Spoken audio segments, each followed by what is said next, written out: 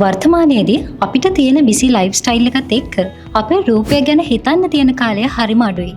හැබැයි වෛද්‍යතුමනි ගුණාත්මක අභ්‍යන්තර පෝෂණ සත්කාරයක් එහෙම නැත්නම් බියුටි සප්ලිමන්ට් එකක් කියන්නේ ඒකට හොඳම විසඳුමක් නේද? කොහොමද හොඳ අභ්‍යන්තර පෝෂණ සත්කාරයක් තෝරගන්නේ?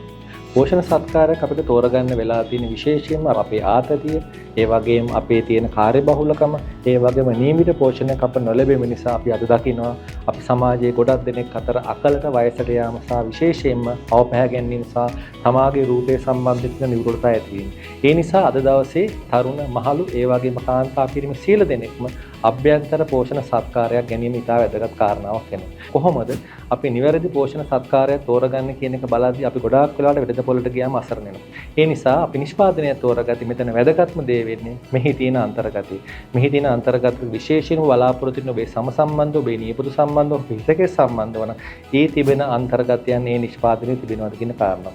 දෙවෙනි කාරණාව තමයි විශේෂයෙන් වැදගත් වෙන කාරණාව මෙහි තියෙන ප්‍රමිතිකරණය. මේ නිෂ්පාදන රට මොකද්ද? මේ රටේ තියෙන ප්‍රමිතිකරණ සහතිකයේ නිෂ්පාදන ලැබිලා තියෙනවා. ඒ වගේම දෙපාර්තමේන්තුවක සහතික කරලා තියෙනවා. ඒ සහතිකවල අංකයන් තියෙනවා. සහ ඒක යාවත් කාර්යන කරලා තියෙනවා කියන කාරණාව.